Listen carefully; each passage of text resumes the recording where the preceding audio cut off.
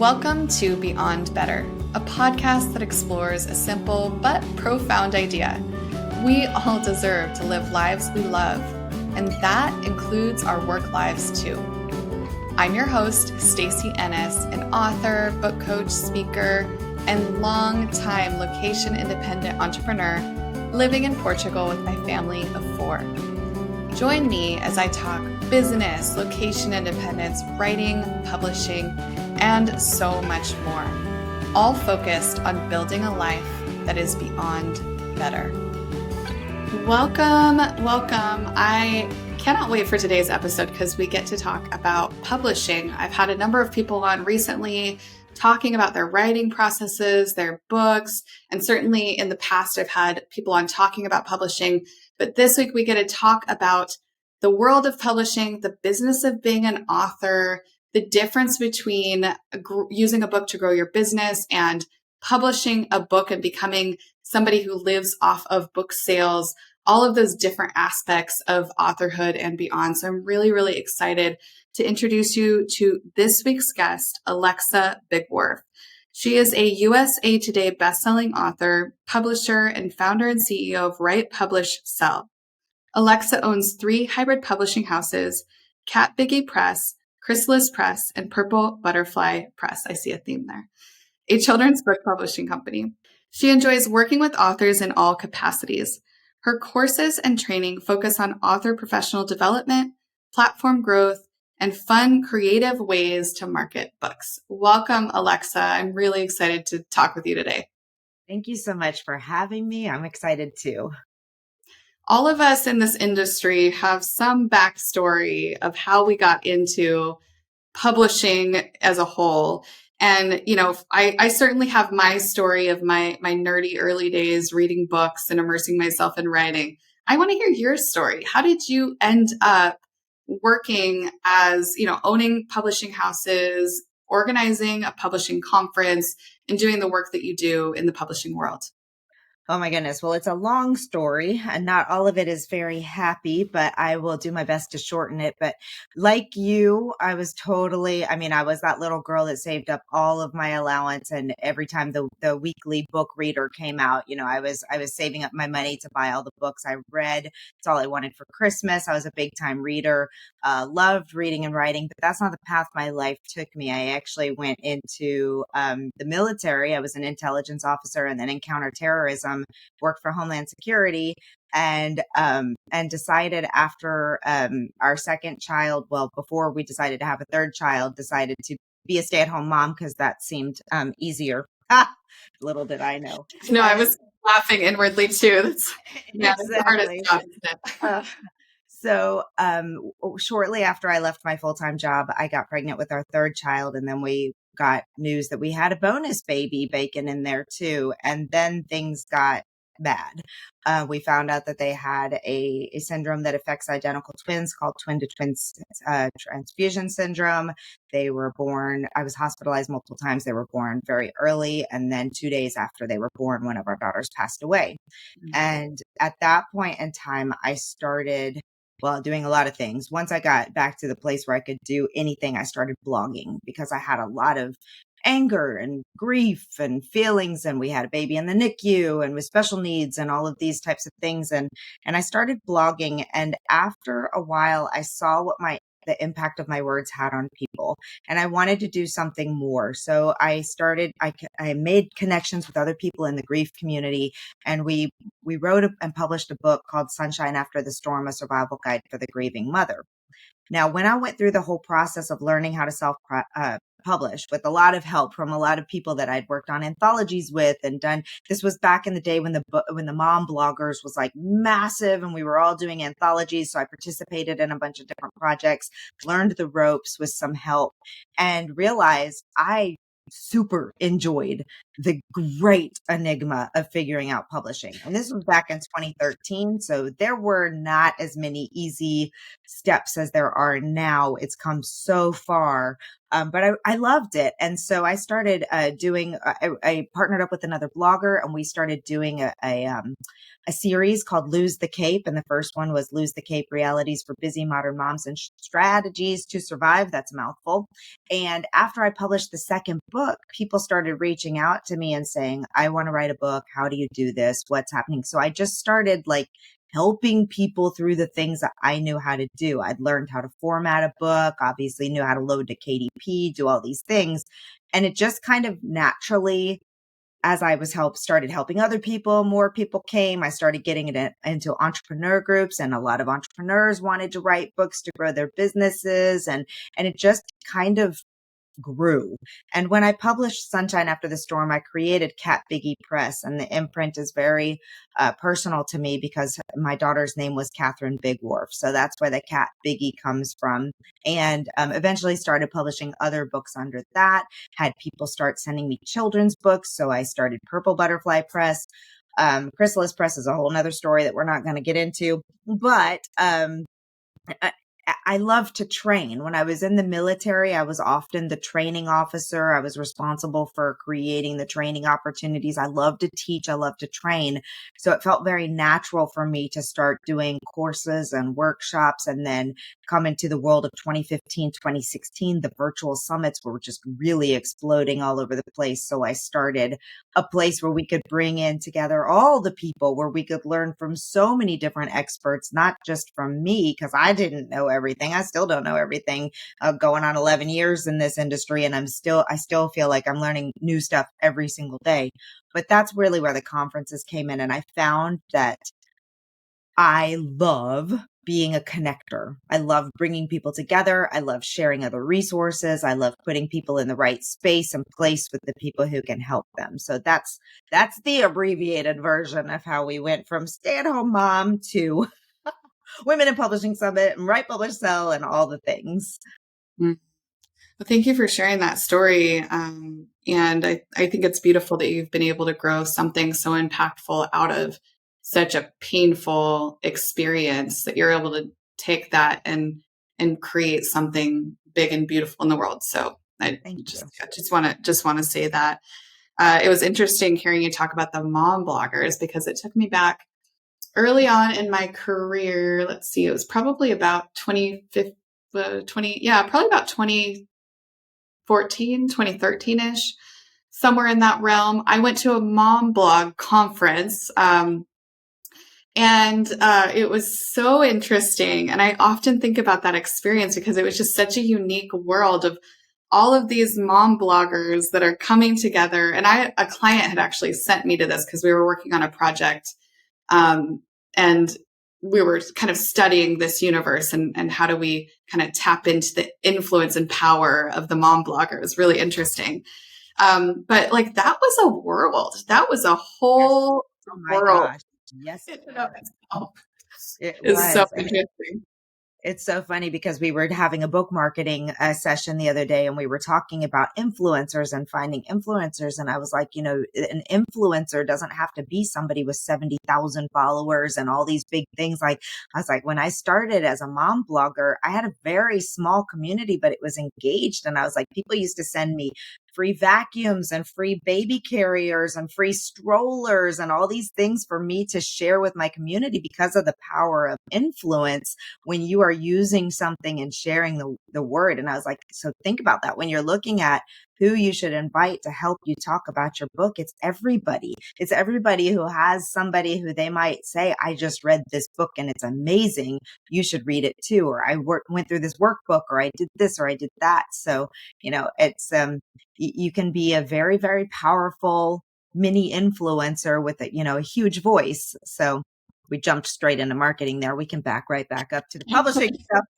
But we will loop back around to marketing. Although I do want to piggyback off that point, because I think a lot of times when people are getting into marketing their work and they're trying to find the voices to amplify their book, they think they have to have the biggest name. But actually, what I have found is that the big names will, if they will like join you in celebrating your book, it's a very little tiny nod. Whereas people with smaller, more engaged audiences, they tend to be the ones that really get in and celebrate and like really, really put effort and energy into it. And so to your point, it's not about the numbers, it's about the engagement, the heart, the connection that people have with the audience that's following them. Yes, that's so true. And often the bigger voices won't even reply. I mean, I think it's always good to try and get a big name person behind you if you can, but it's amazing how many people with these massive audiences produce way smaller results than somebody with 500 really engaged followers. It's really interesting. Yeah, it's so true. And I do want to get a couple. I want to get touch on a couple points, and I promise to all of our listeners we will come back to marketing because it is super important and it's also really fun to talk about. Um, what I would like to talk about first is the journey of all of the things when you're a new author, because where I've chosen to focus my work is on writing, and I specifically focus on that because that piece of the process is a huge piece, just that one portion of the first draft. That's what I help people with, idea to draft. And then you have the editing process, which is its own little piece, big piece. Then you have the production of your book, and then you have the actual launch of the book, and that has to, if you have a business, also align with your overall marketing strategy. And then you have the ongoing marketing of the book and the utilization of that book in your overall platform. There is so much to it, and I really encourage people get informed on those later pieces, but be where you are, right? Yeah. So that you're not getting overwhelmed. How do you approach this with authors, new authors that you meet that are just coming into this journey? What message do you have for them? They're going to listen to us talk about some of these more advanced marketing strategies and even some initial ones. And maybe if they're in the beginning phase, they're thinking, oh, this is like, that's a lot. I wasn't even thinking about that yet. So how do you approach that with them? Yeah, it's interesting because to your point, the writing piece is critical. If you don't have a book written, you can't do any of these other things. So for a lot of people, it's really taking a look at your capacity levels, what you have time for, and it's challenging for me because I'm a book marketing expert. So I want everybody to start their marketing from the second they have the idea of the book. Like that's when I start. Like we go in and we start analyzing the audience and how to grow the platform to have the right people and getting that cover and getting the blurb done and all those things really early on. But I also, in these last couple years, have started the journey of being a fiction writer. Most of my books have been nonfiction, and this is I published my first fiction book a year ago in December, and got a little bit of a taste of what it's like to really struggle with writing and getting that whole book done and developing the characters and doing all the pieces. And, there have been times where we get so focused on the after pieces that we forget to really focus on what has to be done, which is creating that initial work.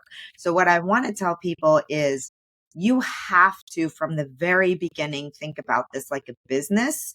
And with a business, you wouldn't just open a coffee shop saying, okay, I'm going to open the doors tomorrow. I'm going to sell some coffee. No, you have so much that you need to think about before that. But then you have to build the store. So think about what's going to happen in the future, have that plan, be aware, be knowledgeable of the things so that as you're going through the process, okay, if I want to finish this book and launch it in a year, I have to have some kind of audience there. So what are the things I can do little bit by little bit by little bit so that it's not so stressful when the book is done? But if doing those things stops you from actually writing, then throw all that advice out the window and just focus on writing, because you can't market a book that's never been written. Yes, I know. I so resonate with that. I think, when I'm coaching people that are in the writing process, I try to be really protective of that first draft space, because Yeah. I always say nothing else can happen until that first draft is done. Like it's the rest of it's pointless if you don't get that first draft done. But Right. there are a lot of little things that you can be building alongside that don't take your creative writing energy, that energy that you bring to the writing process. Right. I love the analogy of the coffee shop. I've never heard anybody describe it that way. I think that's such a smart way to think about it because, I'm sure you get this a lot. I get so many emails every week from people who are working on books that are really important to them. They're important stories, important messages. But the undertone of the email is, this is the best book that anybody's ever going to read, and it's definitely going to sell endless copies. And that might be true, but I think people don't realize how much work and effort it takes to build a brand and sell your book. And on the other side of it, and here's a good transition into my next question or talking point. There are different ways that you can be an author out in the world. One is, I'm using this book to further my work in the world, my mission, my business, my brand, my social good effort. And then there is the effort of, I want to be a full-time author. And so I'm going to put in the effort of building my author brand. Talk to me about those two pathways and what do people need to understand about the difference? So I've been doing this since 2012. And I feel like I'm still trying to build that brand and build the audience and build the things to get to the point where I can eventually be a full-time writer. Now, granted, I've been doing a lot of other things. I've been raising 3 small children. We had a pandemic. All of these things that take away from your time. But the reality is that dream of just, unless you have an additional source of income that can float all your bills and can do all the things for you, like it takes time and consistent effort to get to full-time author status. I just came back from a conference called 20 Books to 50K. It's now going to be called Author Nation. But it's listening to the successful author panels, and they have multiple of them. The message that I really, really got from them was, you have to have a backlist. You have to have multiple books, depending on the genre. I want to make that very clear. There are some people that they have a book that's their staple. Maybe you're a dietitian, a nutritionist, a health coach, or something of that nature, where that one book is your staple for everything else. But you're making your money not necessarily from book sales. You're making it from speaking or from other products that you're selling or from your coaching or from that. So that's, within this little umbrella that we're talking about, there are silos of how you're making your money as an author, as an expert. So it can be that you have a book that is the staple of your business growth, or at least a key revenue stream of it. And then you have people who are wanting to be full-time authors, which is what the question you asked me. And from that, it takes lots of books. There was nobody on these successful panel interviews that had less than, I would say, maybe 12. I want to say 15 books. Some of the fiction authors are different, and I think your audience is mostly nonfiction, so I won't go into that. But there are some genres in fiction that 3 books can get you to wow. But that's generally not what happens in the nonfiction. In the nonfiction, it's multiple books, or a business that's built to grow with that book or with that knowledge base that helps you expand through your other revenue streams. So when I'm working with nonfiction authors, we take a look at what their goals are and what they're really trying to achieve. Do they really want to make a living as an author? Do they really want books to be their primary source of revenue? Or do they want to make a living as an expert?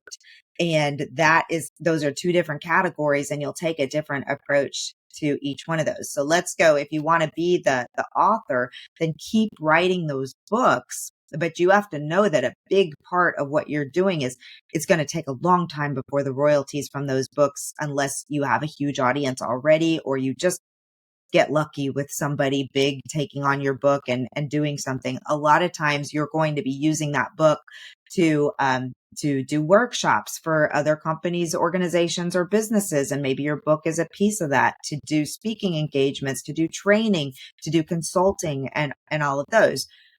So, for me, I don't see a whole lot of nonfiction authors who are quote unquote full-time authors, like making their entire living around their book, even from those or books, even those who are making, I'll give Honore Corder, who's part of, she is well known because of her work in the Miracle Morning community and all of her books, but she's a writing and publishing coach, and she's got over 60 books, and she's making a good income from her books, but it's all of her other revenue streams, her coaching, her membership programs, her publishing programs, all that kind of stuff, her speaking engagements.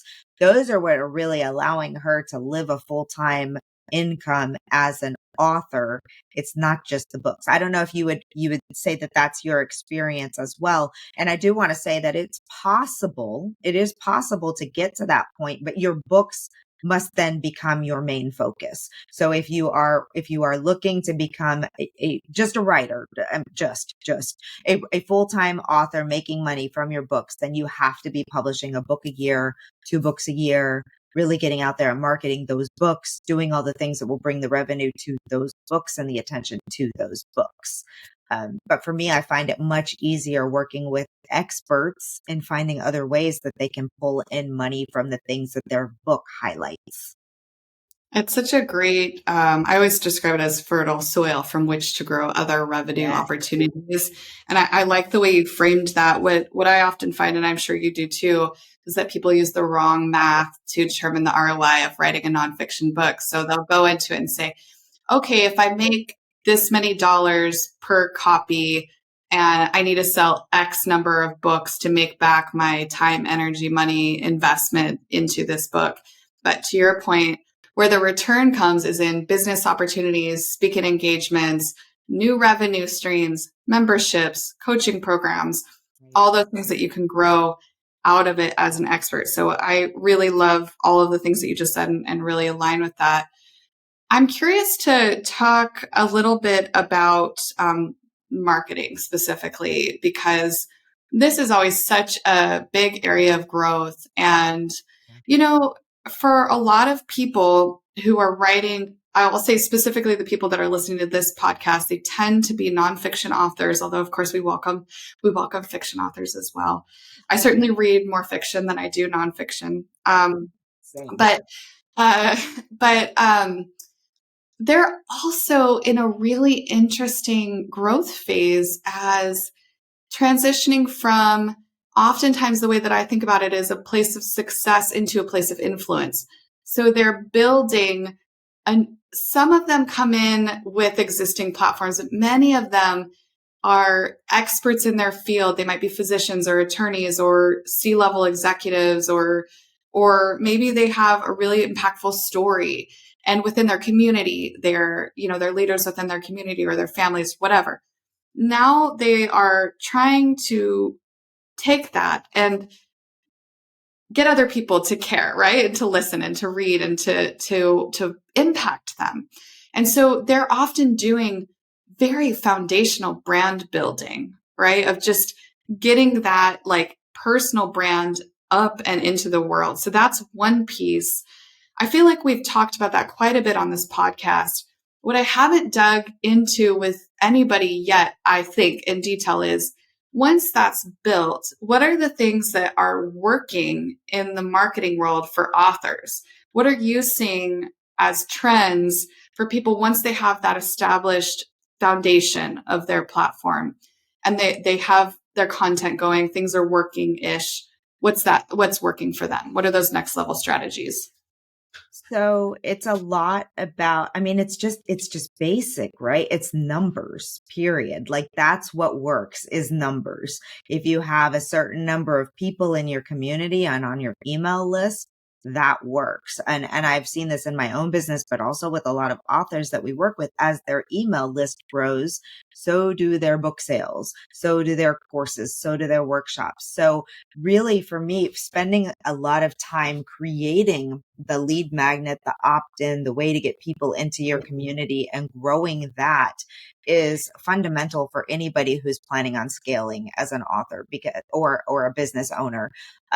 But also utilizing not only your own social media, but other people's social media. So when it comes to social media, we know everybody talks about you got to use social media in your marketing. But where I think a lot of people fail to differentiate is the how to get there the fastest, because we see a lot of people so stressed out about, I don't have time to go create TikTok videos. I don't want to be posting on Instagram every day. I don't want to be doing this or that. So if you're really looking for the growth on those ways, it's about collaboration and connections and finding other people who have like audiences that are similar audiences to your audience that are willing to bring you in front of them.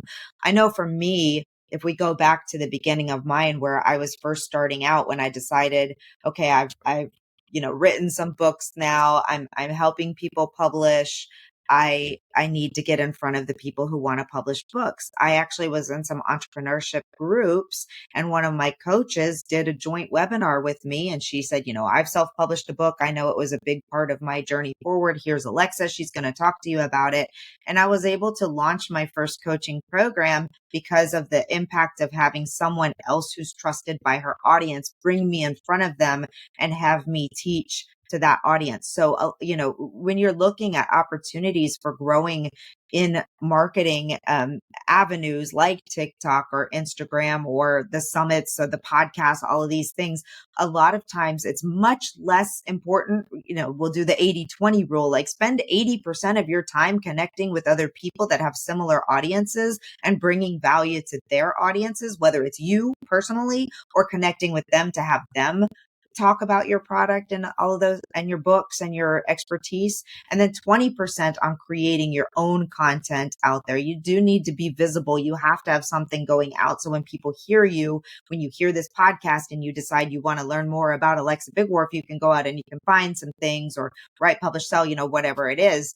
But that's really where we see people having the most, where I see people having the most growth, and that I can speak to from my own experience as well, is collaborations, and that leveraging, I talk about leveraging other people's audiences is really a massive way to gain growth and to move forward. So, don't, and also with marketing, people get scared of the word marketing. And within our community, I try to tell people, I say, don't say you're working on your marketing, say you're working on your relationship building, and say you're working on connections and bringing people into your community and being in front of other people's communities.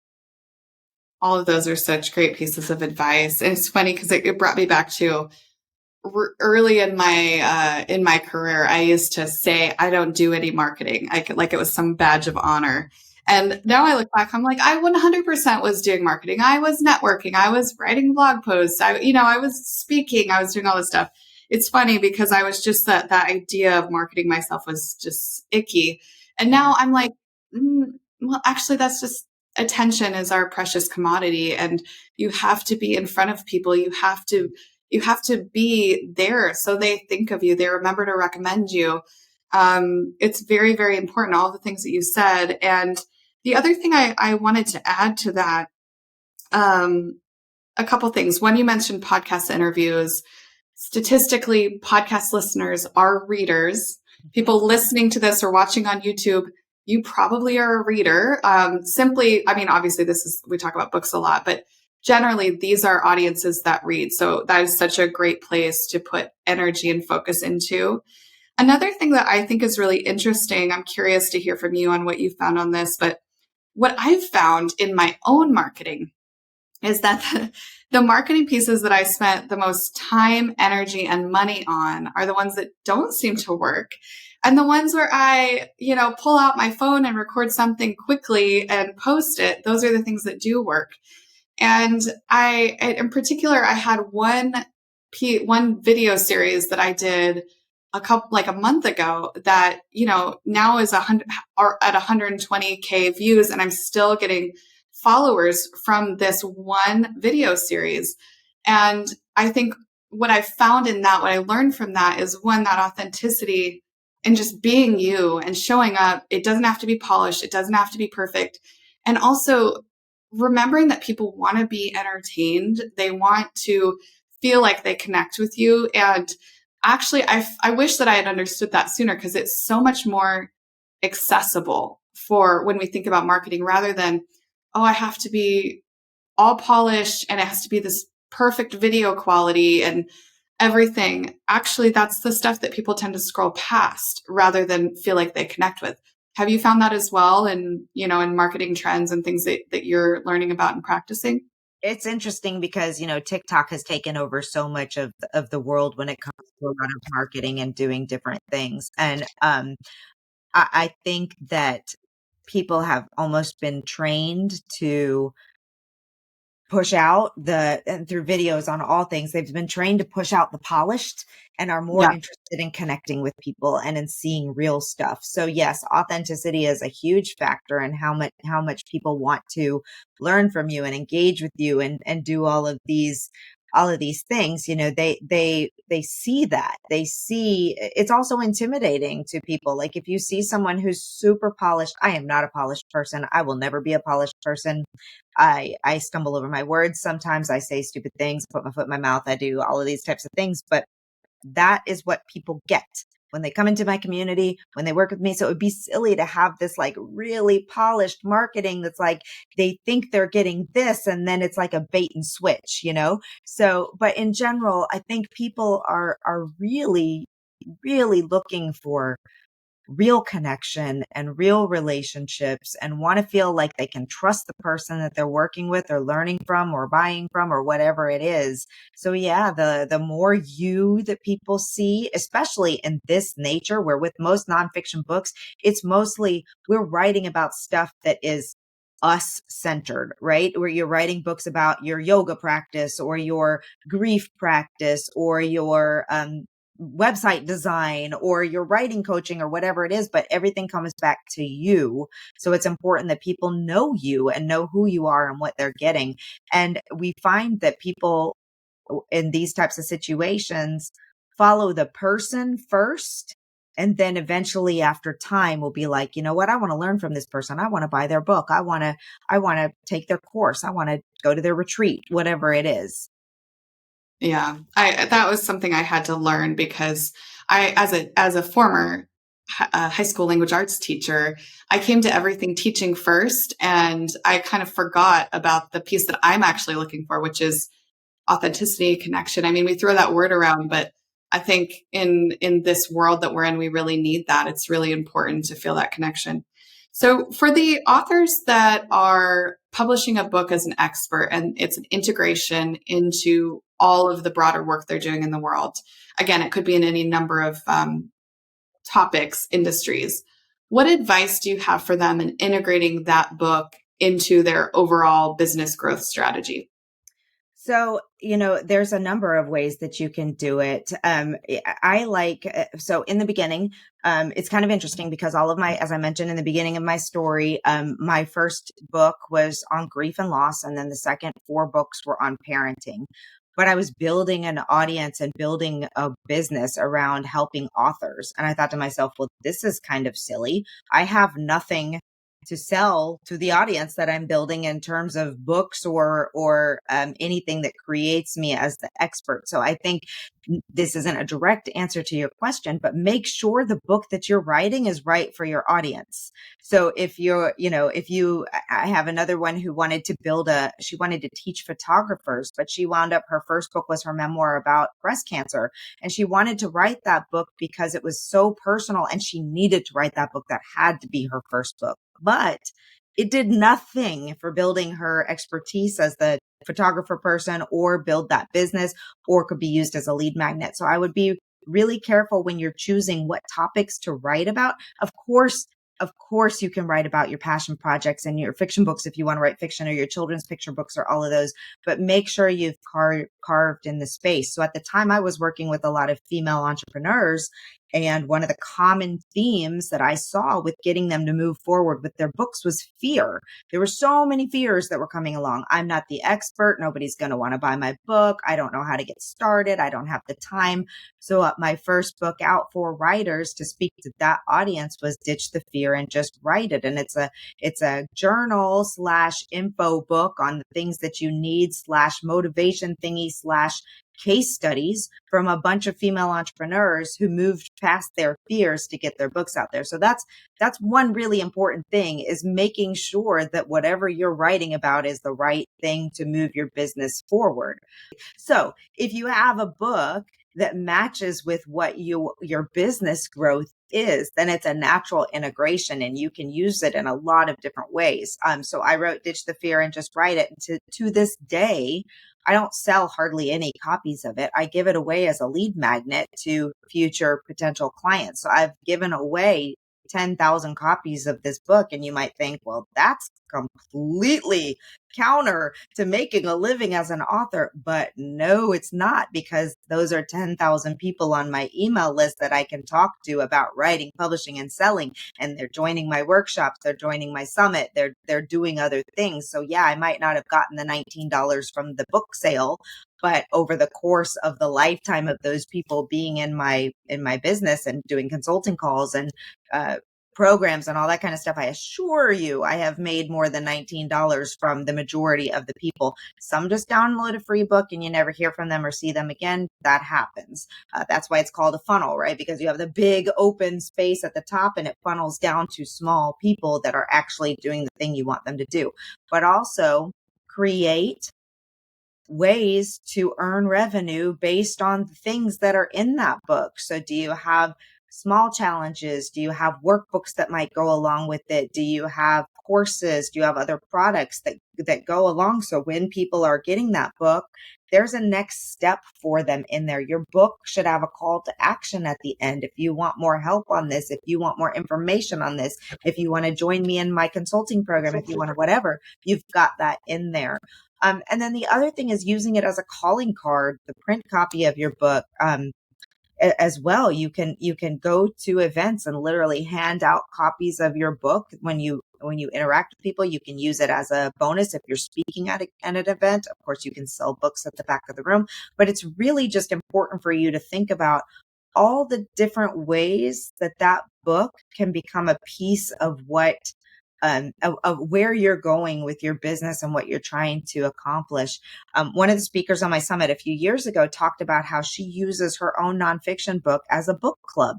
So she would go live every week on her Facebook page. Back in the day when we were doing that, I don't know too many people that are going live on Facebook very much anymore, but maybe in your groups, wherever you're doing it, each week she would go through a chapter of her book. And she would say, okay, we're covering this today. And she would give examples and she'd do a little bit of teaching. She wouldn't tell them everything, but she'd be like, and on page 72, I go into extreme detail on how you have the right lighting for your video and what camera you need. So make sure you've grabbed a copy of my book and I'll drop the link below. And, so there's other ways that you can incorporate your teaching, your knowledge, and still bring people into your audience and also sell your book or sell the other things coming from it. So it really does come back to, we'll go back to the coffee store analogy, as you're looking forward to, what other things are you going to offer in your coffee shop, right? It's probably not just going to be a cup of coffee. You're going to sell some donuts or some bagels, or maybe you bring in some local artists who have, notepads or pens or little paintings or whatever, what other things are you bringing in so that if you don't have a lot of coffee drinkers in a particular month, you've got other different pieces of the pie that are also bringing people in and making sales. That's such great. All of this is such gold and great advice. And one other piece I'll add to that: when you're actually writing that book, integrating case studies, client stories, all of that helps show you as the person they can work with. So that's an important piece I just wanted to know. Alexa, thank you for this conversation. I really enjoyed this, and it was nice getting to talk a little bit beyond just the basics of author platform building, which is very important, but also there's these other pieces that we need to be thinking about. So thank you for your time and energy today.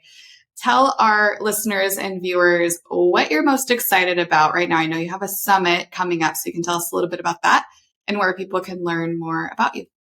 Yeah, the Women in Publishing Summit is what I'm always excited about. We build such a great community over there. We bring in such wonderful experts and people to come into our community and help. We work on building relationships. We work on collaborations. We work on doing the training and the knowledge to do all the things that we just talked about in this. We have a really strong contingent of nonfiction training and business growth and marketing strategies through the conference. So tickets are on sale. It runs virtually March 6th through 9th. We're running early bird. You can grab those at womeninpublishingsummit.com/Stacy. But also, if you're not into coming to a conference, check out the events page on our website, because we run monthly webinars, sometimes more than one, where we're bringing in guest experts and companies and tools and resources. And you don't have to pay anything for those monthly webinars. But it's been a real honor to be at the helm of what has grown into a massive community of not only authors, but experts in the publishing industry. And I hope we'll see you there.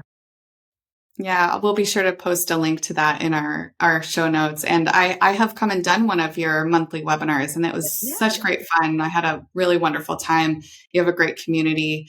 Thank you so much for being here with me today, Alexa. Thank you. I appreciate it.